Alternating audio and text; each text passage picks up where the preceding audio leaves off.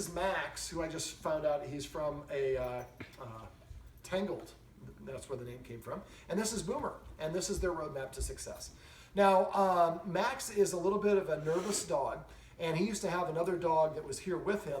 I think the reason for Max is, correct? I think the reason for Max's nervousness is that unintentionally, I think the humans are doing some things that are actually confusing him. Anything your dog is doing when you pet it is what you're amplifying or reinforcing. This includes unbalanced states of mind. I think that the family trying to soothe and help Max has been petting him at times where he's nervous to try to help him feel better, but it's actually turned out to cause Max to feel a little bit more insecure.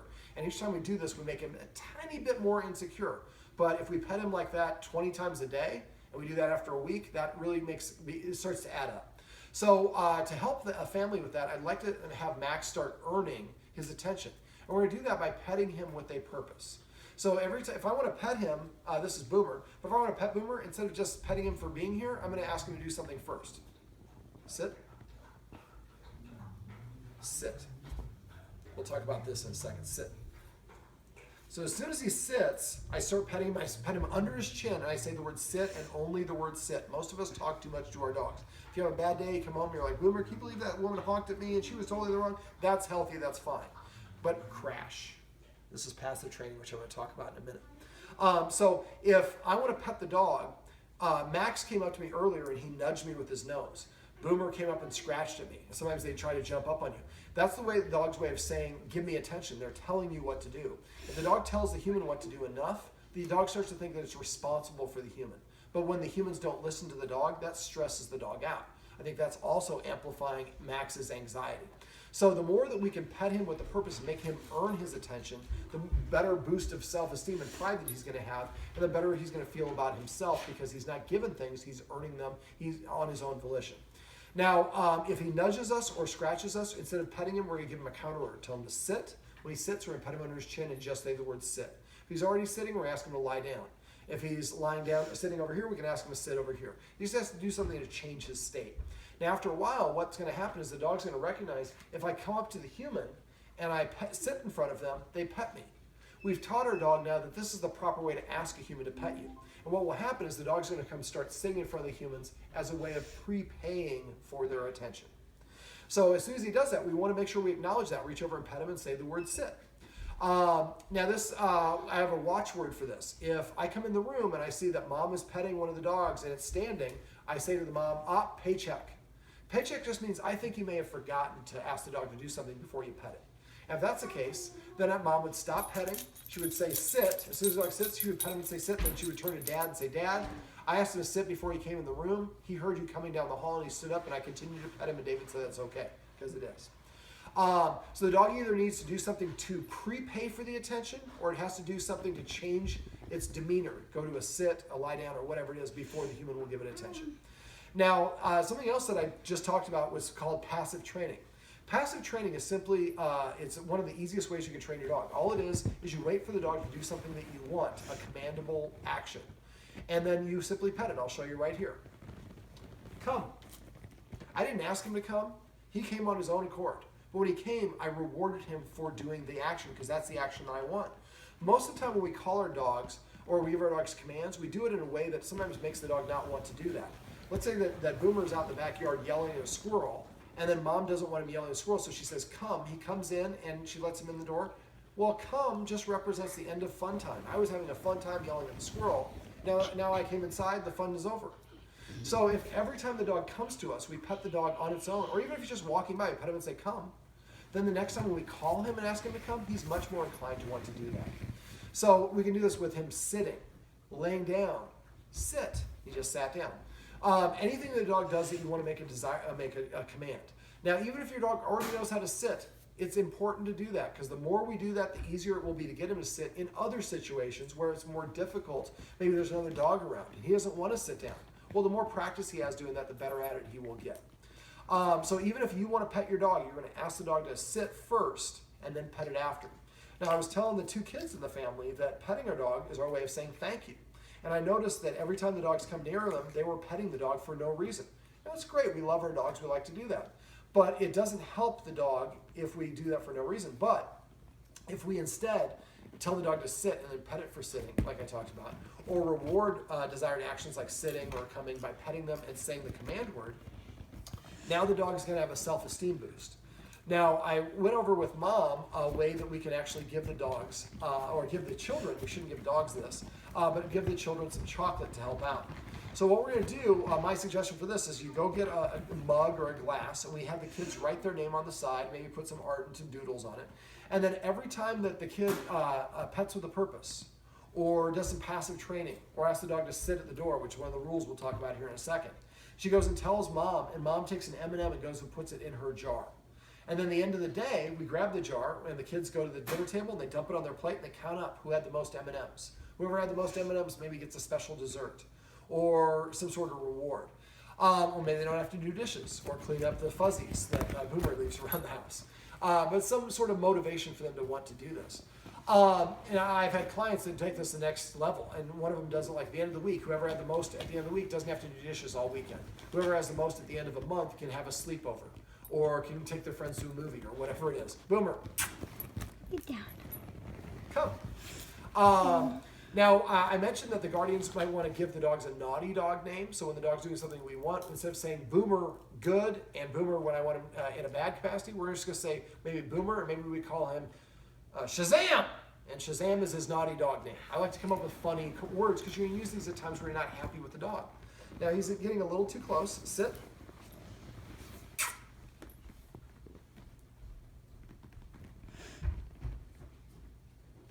Notice I'm not saying the word over and over again. I'm trying to entice him and sit and use some manipulation. Now, this is a dominance move. I think this is because we taught the dog to shake. Come here, Boomer. And so I'll see if I can do this with profile. Boomer, sit. So as soon as he puts his paw up, I retract my arm. I do it before he gets a chance. There we go. As long as he keeps his both paws on the floor, I continue petting him. But as soon as he puts his paw on top of you saying, I want you to keep doing that, he's giving you an order. If you continue to do it, you're telling him he's in charge of you. And that's going to mean he's going to listen to you a lot less. Crash. Passive training. He laid down. I use the word crash as I like to use fun words for commands. But remember, you have a 3-second window to pet or correct your dog for them to make the connection. Now, in order to help flip what we call the leader-follower dynamic, one of Max's issues is he's going around peeing on things in the house. I think this is related to him having low self-esteem. Now, one of the things we can do to build our dog's self-esteem is to teach them new tricks and commands. If you go to YouTube, there are some great instructional videos. You can teach your dog how to do really easy things. And the more that you teach your dog, the more self-esteem boost they get and the more confident they are. Now, some of the rules, well, I'm going to talk about one thing and then we'll get to the rules. I also like to give my dogs directional commands. So if the dog is on the furniture, and that's going to be one of the rules, not being allowed on the furniture, if we just force it off, that's kind of going to cause the dog to be resentful because they lose status when they get down. But if I want to get the dog down and the dog's on the couch here and I take a treat, I throw it on the ground, now I'm giving the dog a motivation to go down. As soon as the dog gets down, as soon as it licks up the treat, I would say the word down, or excuse me, in this case, I would say off, right after it goes into their mouth. Anytime you give a treat, the dog should hear the treat, the command word after the treat goes into their mouth, not before. So as soon as the dog gets down off the couch and licks up the treat, we say the word off. Now we're giving the dog an incentive, a motivation to get off, and we're creating a directional command. So dogs off in the future, we say off, it knows what we mean. I also do this at doors. One of the things I'd recommend the guardian do is grab 2 treats for every doorway. Let's say there's a doorway right here. This is the hallway, and I'm in the bedroom.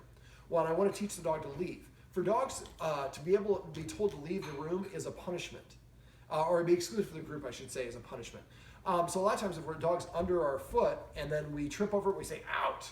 The dog interprets that as, oh, what did I do wrong? It's like a double negative. So what I would do instead is grab 2 treats, go to every door in the house. I'm in the bedroom and here's the door, here's the hallway, here's the doorway right here. I touch the dog's nose with my treat, I toss it right outside. Out. So I just toss about 2 or 3 feet outside the room. As soon as the dog licks it up, I say the word off. It comes back again. Out. So now I'm creating an incentive for the dog to leave. Come. And I am making it easier to do that in the future when we want to separate the dogs or we want to get a dog to leave the room or the kitchen or whatever else it is. We've created a command word and made it easy for dogs to understand. Let me see. We also went over some the rules we went over. So one of the first rules I suggest is no furniture. Because for dogs, the higher they sit, the more rank or status they have. Letting dogs sit at the same height as us is one of the ways we say we're peers. Now, Max sleeps on the couch that you can't see off camera here. And so I went through a little trick that the guardian can use to get the dogs to stay off the furniture. But by keeping him off the furniture, he sees himself as having less status as the humans. That's going to make him feel more like a guest or a visitor than it is somebody that's actually in charge. So basically what we want to do is start enforcing rules consistently so the dog sees us acting like a leader. We have a tendency to think, look, I'm the human. You should just have a respect for me as an authority figure. Dogs are all about what they see us do. Enforcing rules consistently can help them see us acting like a leader. And dogs are not just going to say, oh, you're going to be the boss? Sure, take over. You're going to have to prove to them that you're the boss. Especially for a dog like Max, he's going to need to see the humans doing it before he feels comfortable and confident in them taking over. So some of the rules we went over: not being allowed in the furniture for 30 days or as long as the problem's still going on. At the end of the 30 days or a period, if the dog is still marking, we keep him off the furniture. But as soon as we get to the point where he's no longer doing it, if we would like to have him on the furniture, me as a human, I can invite Max up. But it's only with my invitation. This is only for good behavior. So if I invite him up and he starts barking, he has to get down. Or if I invite him up and he gets down to get a drink of water, when he comes back, he would need another invitation to get back up here. And I would not allow the dog to sit on the high part of the couch behind me. That has more status than me as a human. This way the human's controlling the resource. Now, the second rule that I usually suggest is making the dog sit to go in or out of a door. Sitting is a more subordinate position, as I mentioned off camera. So if I go to the door and I tell the dogs to sit, I give them about 3 seconds to do it, because I'm only going to say my command word once from now on. The more you say a command, the less you mean it to the dogs. And you're telling the dog, every time you repeat a command, you're saying, listen to me less. That's literally what you're telling your dog. So if I go to the door and I say sit, if the dogs don't sit within 3 seconds, I just walk away. I would sit down on the couch, do whatever I want to do. Come, passive training. So I would sit down on the couch or whatever and wait 1 minute. After 1 minute, then I go back to the door and I tell them to sit again. If they don't sit this time, I walk away for 2 minutes, then for 4 minutes, then for 8 minutes. And as soon as I go and tell them to sit, if I tell them to sit and Boomer sits and Max doesn't, then I open the door and let Boomer out. I don't let Max out. But as soon as that dog's butt hits the ground, I open that door and let him out. At first, I would do it only going outside. Then I would eventually do it inside and outside. So that way, the dog is essentially paying for access or the privilege to go in or out of the door. And it's, like I said, sitting is a more subordinate position. It's a way of showing respect and saying please or thank you. So another rule I would have would be that the dogs are not allowed to be in the kitchen when mom is cooking or anybody's cooking in the kitchen. I showed mom how to use the escalating consequences to move the dogs out of the kitchen. Now, whenever possible, try to recreate and do a dry run. So if maybe mom goes in the kitchen and pretends like she's starting to cook, she's dropping some lunch meat or stuff on the floor, and we're enforcing the invisible boundaries. Once the dog sits and lays down, that's a way of saying, I give up. Then when mom would pick all that stuff up, or whoever's doing this, put it away, and then start the actual cooking procedures. This way we do a dry run that we teach the dog what it wants. When the dog sits or lies down, they're saying, I gotcha. And then we go and we do the real deal. And so we're helping the dog practice the thing before we actually do it. Buddy, you might want to have mom rinse that off. And there you go. We dropped it out.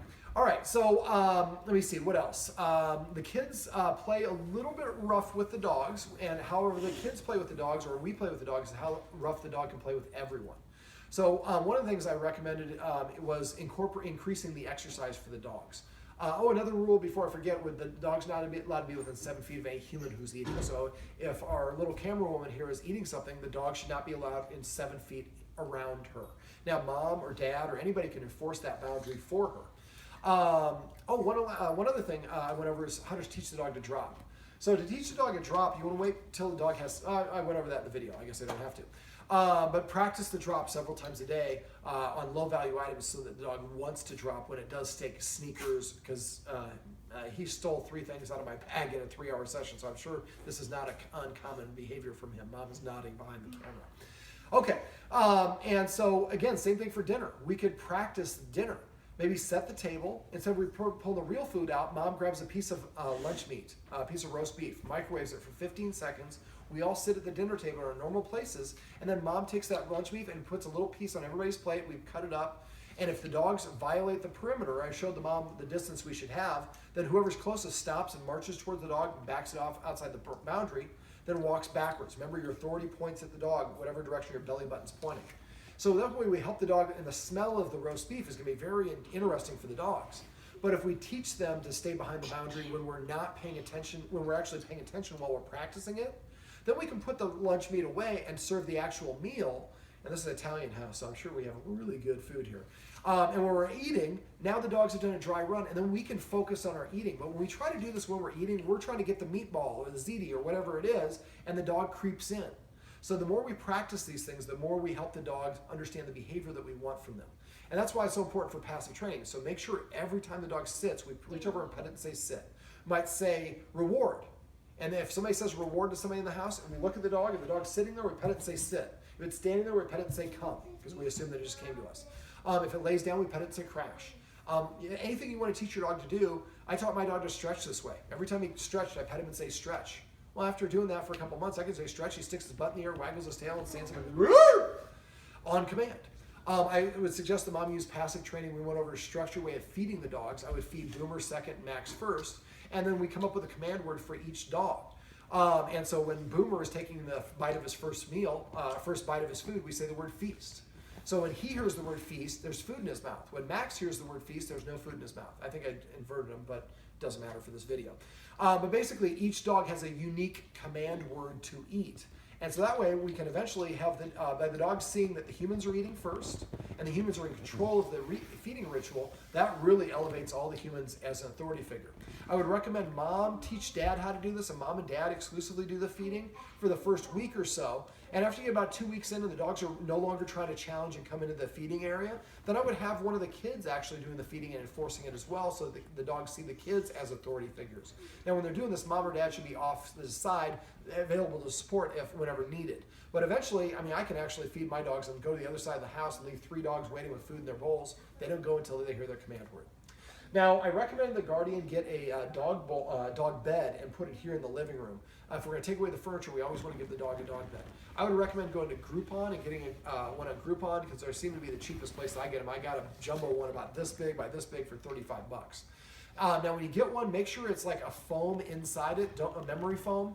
Don't get one where it's like a duvet cover. The idea is we want to leave a treat on the actual dog bed to entice the dog to go there. I went off camera over how to do this. If you forget how to do it, let me know. I can share a video with this particular client on it. But as a dog, they're colorblind. So this is kind of a brown, and this is also a brown. So it might be hard for them to see, or if it's like ruffled up, it might fall in the crack and the dog can't see it. I like a light color so that if I put it there, the dog can see it immediately. It runs over there.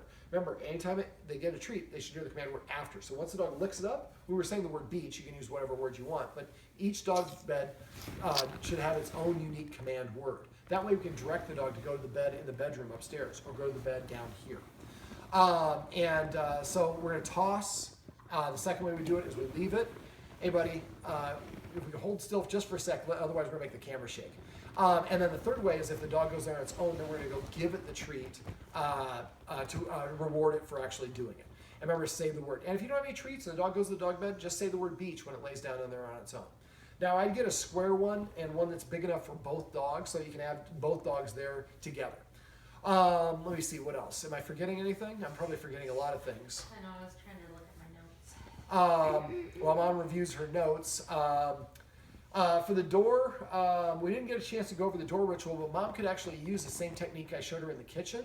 What I would do is do this one dog at a time, and I would create a box around the door and practice. When Dad is coming home from work, Dad texts Mom. Instead of using the garage door, Dad actually parks on the street and walks up to the door like he's a visitor. Now, he texts his mom ahead of time, so Mom could put everything away, wash her hands, and she's prepared for it. So, and she puts maybe one dog outside and one dog's inside. When you have 2 dogs or multiple dogs, it's easier to practice with one at a time. So then what we do is we go to the door, and if the dog's there in front of us, we answer the door, the dog thinks it's in charge. So we would put our butt to the door, and we walk directly towards the dog until it gets 10 feet, about 7 feet away from the door. We have kind of an open floor plan here, so they might have to put some tape or something down so they can see exactly where it is. Once we do that, we walk backwards to the door, stopping in between each step. And then what I do is I recreate opening the door by jiggling the deadbolt over and over by itself without opening the door. The sound of the deadbolt is going to make the dog run right up to the door. So then you stop, move the dog back, walk backwards to the door again, jiggle it again, and keep on doing that one step only till the dog stays for that whole step. Then you go to the doorknob, and then you open it. If you want to, I can share a video with you that shows you how to claim the area around the door using the escalated consequences. So let me know if you have problems with this, and I can share this with you after. Let me see. For the kids, We will also want to make sure we're not pulling on the tail or holding the dog's snout. Those can be things that can, in the wrong situation, the dog might snip to say no, and we don't want to have any nipping. One other thing that I usually do is I have a rule for the dog bed. If the dog is on the dog bed, it is on base. If the dog is in the kennel, it is safe. The kids are not allowed to interact with the dog when it's in one of those two places, so the dog has a safe place to go. If the dog is tired and cranky, he can go to his dog bed or the kennel, and we look at that as the dog's room, and we're going to show respect for the dog by not enticing it to come there. Now, if we need to do something to get the dog, we're going to go get mom and dad are going to make that decision, not us. Make a list of all the command words. Remember, a lot of us use 10 different versions of the command word. Come here, over here boy, tap my thigh, whistle, dog's name. Now the dog has to listen for all these other command words. So come up with a list of the command words, one command word for each action, and try to come up with funny command words. If I want my dog to lay down, I say crash. If I want my dog to back up, I say retreat. If I want him to go forward, I say charge. Having fun command words helps you have a better relationship with your dog, and they can read your human facial expression. So it's kind of a fun thing to do. So basically, come up with a list of command words, and we see somebody saying the wrong command, and Dad's saying, come here. We say, Dad, vocabulary, and Dad goes, oh, come, or whatever the word is. We make it easier for the dog. Remember, we're going to say paycheck if we catch somebody petting the dog without a reason, and as soon as they do that, we're not going to argue. We're just going to stop petting the dog, say sit. When the dog sits, and we pet the dog under his chin, say sit, and we say, actually, Dad, I asked him to sit before he came in. I'm trying to think. I don't think that there's anything else that we went over in this session other than the resource guarding, which is the video above. I don't think it's really resource guarding. I think it's just Max is a little insecure dog, and when he has a resource, I think he just growls to tell people to move away. Now, if it does, we want to use the approaching method that I showed and outlined in that video. Be careful if he is growling like that and you do, it is resource guarding, he will absolutely bite you if you try to take it. Mom's able to take stuff away, which tells me this is probably him just warning and not necessarily being a resource guarding situation. Boomer, I need a dog here on camera to finish this thing up. Oh, the focus exercise. I went over a focus exercise with the guardians. Remember, at first it's 1 sec. I'll show you right here. We're waiting for the dog to look at my face voluntarily. I'm waiting for him to do it. I'm not luring him. I'm just watching his eyes. So he says, focus. And at first it's 1 second, but eventually it's 1 second, 20 seconds to keep him here. Now, I have a video for that. If you forgot how to do that, let me know. But when we do this, I usually do about 12 treats in the hand. Immediately transfer and hold it between your thumb and forefinger like this. Focus. And always say the word after goes in his mouth. At first, all 12 treats is 1 second, 1 second. And then next time we do it, and everybody in the family should do it once with each dog. Then the next day, 1 second, 2 seconds on that second movement only. And everybody does 2 seconds on the second movement only. Next day, 1 second, 1, 2, 3 seconds on the third movement. But it's only when the dog looks at us and we wait for the dog to look and we don't move our hands away and we don't fidget our hands, we keep them steady. Like I said, text me if you forgot how to do this. All right, I'm going to actually ask you to do something that I recommend the family doesn't practice for a while. Shake. That's not a shake, that's a high five. This is Boomer, Max is chilling out in the background, and this is their roadmap to success. Remember, everything you do trains your dog, only sometimes you mean it.